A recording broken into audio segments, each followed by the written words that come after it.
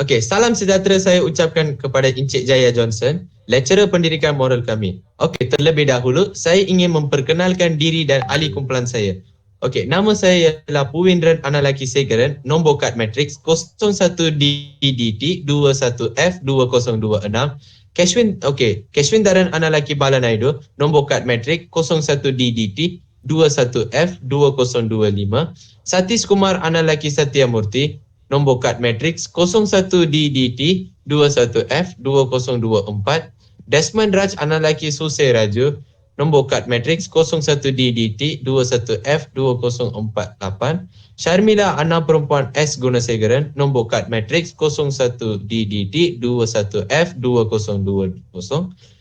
Dinesh Kumar Analaki Chandran, nombor kad matriks 01DDT 21F2015. Okey. Tajuk perbincangan kami pada hari ini ialah untuk menghuraikan nilai-nilai moral yang baik. Okay. Antara nilai-nilai moral yang kami pilih ialah nilai berdikari dan rasional. Okay.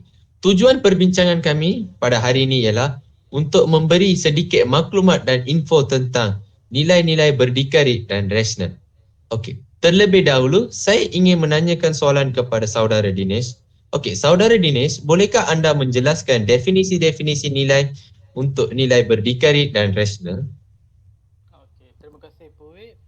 Ya, saya boleh menjelaskan. Okey, hari ini saya akan menjelaskan definisi-definisi nilai-nilai moral yang baik, iaitu berdikari dan rasional.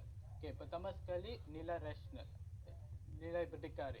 Definisi berdikari ialah kebolehan dan kesanggupan melakukan sesuatu tanpa bergantung kepada orang lain. Okey, kata kuncinya dalam nilai berdikari ialah melakukan sesuatu dengan tanpa bergantung kepada orang lain. Okey, yang terusnya ialah nilai rasional. Okey, definisi rasional ialah dapat berfikir berdasarkan alasan dan bukti yang nyata dan mengambilkan tindakan yang berdasarkan pertimbangan yang berwajar.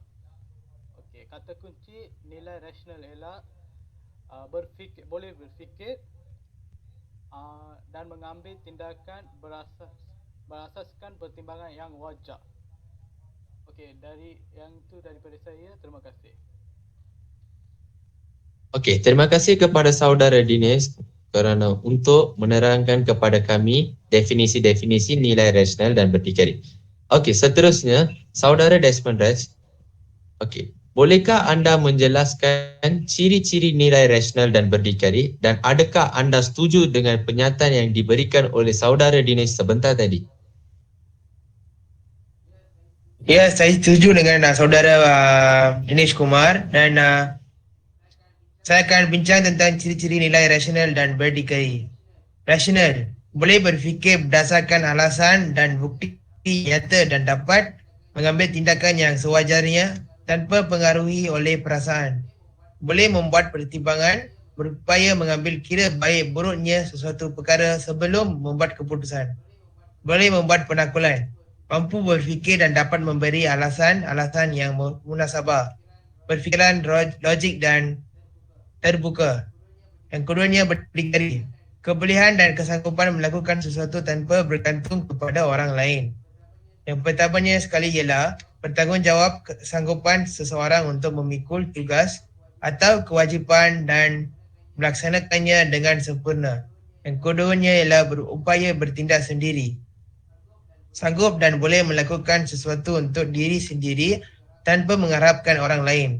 Yang ketiganya ialah jaya diri, berusaha mengembangkan potensi yang ada dalam diri sendiri untuk mencapai sesuatu kejayaan dalam hidup. Yang akhir sekalinya ialah yakin pada diri sendiri, percaya kepada kebolehan diri sendiri dan sanggup bertindak. Yang itu saja. Terima kasih. Okey, terima kasih kepada saudara Desmond Raj kerana menerangkan kepada kami ciri-ciri nilai rasional dan berdikari. Okey, seterusnya saudari Sharmila. Okey, bolehkah anda menerangkan kepada kami apakah kepentingan-kepentingan nilai rasional dan berdikari? Ya, boleh Puan. Terdapat beberapa kepentingan bagi nilai berdikari. Antaranya adalah dapat hidup tanpa meminta bantuan daripada orang lain. Seterusnya, dapat melahirkan masyarakat berilmu, berdaya maju dan berdaya saing. Di samping itu, kita dapat meningkatkan kemampuan rakyat untuk menyayangi kemajuan bangsa lain. Selain itu, kita dapat membangunkan negara. Di samping itu, terdapat juga kepentingan bagi nilai rasional. Antaranya adalah kita dapat berfikir untuk meramal punca. Selain itu, kita boleh mempertimbangkan kesan-kesan baik dan buruk sebelum bertindak. Seterusnya, kita juga dapat berupaya mengambil kira baik buruk sebelum membuat keputusan. Itu saja daripada saya. Terima kasih. Okey, terima kasih kepada saudari Syarmila. Okey, seterusnya, saudara Keshwin Taren. Okey, bolehkah anda menjelaskan kepada kami cara-cara untuk memupuk nilai-nilai rasional dan berdikari, dan adakah anda setuju dengan penyataan yang diberikan oleh saudara Syarmila sebentar tadi? Ya Puin, saya setuju apa yang diberi oleh saudari Syarmila. Sekarang saya akan menerangkan cara-cara memupuk nilai berdikari. Yang pertama ialah membuat sesuatu kerja dengan tidak bergantung untuk orang lain. Selalunya kita mengambil keputusan sumber yang mudah kita buat sendiri. Sudah tentu adalah berguna untuk mendapatkan pendapat orang lain dari semasa ke semasa. Tetapi kadang-kadang ia hanya mengalahkan anda daripada yakin dan pertimbangan anda sendiri. Ini berlaku untuk keputusan besar dan juga keputusan yang tidak kelihatan penting. Seterusnya, kenali diri anda dengan lebih baik. Jika anda merasakan bahawa anda telah kehilangan diri anda kebelakangan ini mungkin kerana anda menumpukan semua tenaga anda kepada orang lain. Sudah tiba masanya untuk mendaftar masuk dengan diri sendiri. Luangkan masa bersendirian dan berhubung semula dengan sesuatu yang anda suka. Seterusnya, saya akan menerangkan cara-cara menupuk nilai rasional. Yang pertama ialah terima cabaran untuk mengembangkan pemikiran rasional anda. Menjadi lebih rasional bermula dengan mengubah cara anda memproses peristiwa dan cara anda berfikir. Daripada melihat perubahan ini sebagai kerja, cuba lihat perubahan ini sebagai cabaran atau peluang untuk berkembang. Seterusnya, mengamalkan tabiat berfikir rasional. Teruskan membangun dan mula mengubah rancangan untuk mencapai apa yang anda ingini. Kunci untuk mengusulkan rancangan ini adalah untuk konsisten dalam amalan anda, walau apapun itu. Terima kasih. Terima kasih kepada saudara Keshwin Taren kerana menjelaskan kepada kami cara-cara memupuk nilai rasional dan berdikari. Okey, akhir sekali kita akan menamatkan perbincangan kita pada hari ini dengan ahli kumpulan yang terakhir, iaitu Satis Kumar. Okey, Satis, saya akan memberikan anda beberapa contoh situasi dan anda perlu menjelaskan kepada kami apakah tindakan yang wajar diambil supaya nilai-nilai rasional dan berdikari dapat memupuk. Okey, situasi pertama ialah Firdaus merupakan ketua kampung dan beliau hendak mengenakan beberapa peraturan baru untuk kampung tersebut. Sebelum itu, dia hendaklah berbincang dengan esko-esko dan rakan-rakan dia. Tetapi, ada segelintir orang memberitahu tidak perlu mengadakan sebarang perbincangan dalam hal ini. Jadi, Satis, apakah tindakan yang wajar perlu diambil oleh Firdaus? Okey, terima kasih kepada saudara Puin. Bagi saya, Encik Firdaus perlu mengadakan satu sesi perbincangan tentang peraturan-peraturan baru dengan exco dan rakan-rakannya supaya dia dapat pastikan peraturan itu sesuai untuk semua penduduk. Beliau juga perlu mengambil beberapa nasihat dari penduduk kampung lain supaya semua orang setuju dengan peraturan-peraturan baru.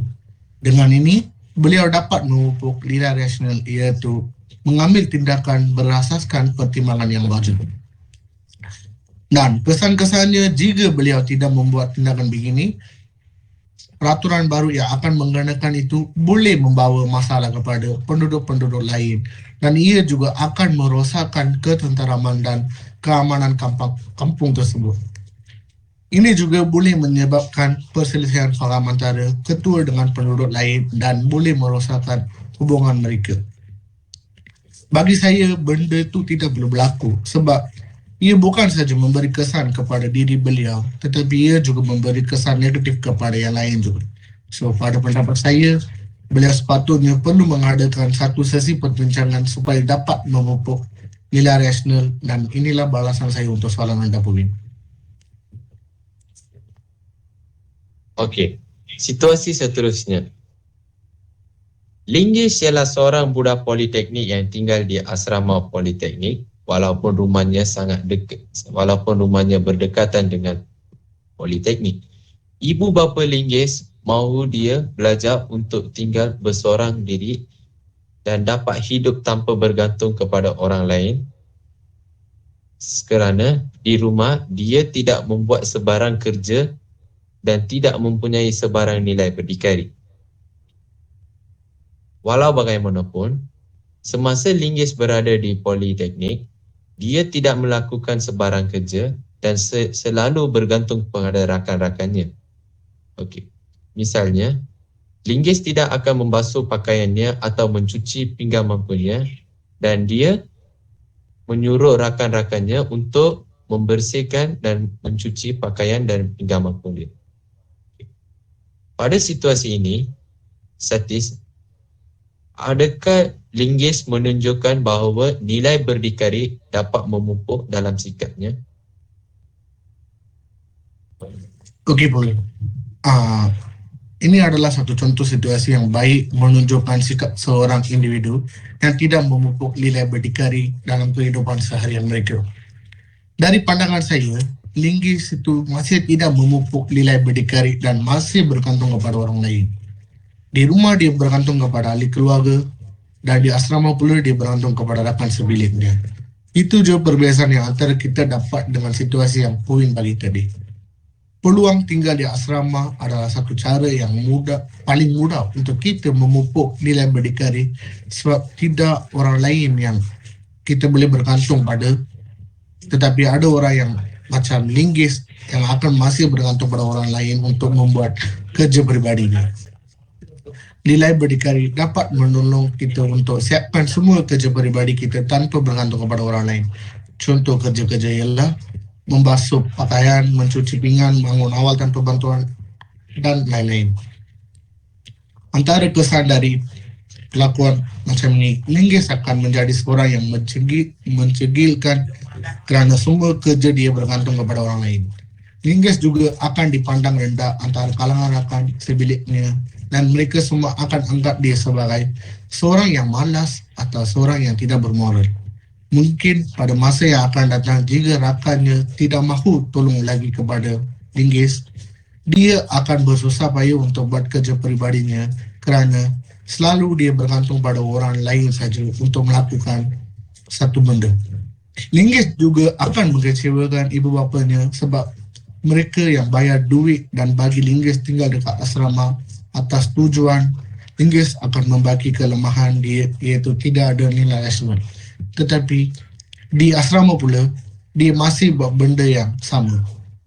Oleh itu jika ibu bapa dapat tahu tentang benda ini, pasti mereka akan rasa kecewa. Oleh itu Linggis perlu menukar sikap dia dan memupuk nilai berdikari dengan mula buat semua kerja tanpa bantuan orang lain jika tidak perlu. Setelah itunya daripada saya, Puin, dan sekian, terima kasih. Okey, terima kasih kepada saudara Satis kerana memberikan penjelasan yang okey. Kesimpulannya ialah nilai berdikari dan nilai rasional adalah sangat penting dalam kehidupan seharian kita. Jikalau kita memupuk nilai berdikari dan rasional dalam diri kita, kita boleh melakukan pelbagai jenis kerja tanpa bergantung pada seseorang dan boleh hidup dengan aman dan damai dalam kalangan masyarakat ini. Sekian, terima kasih.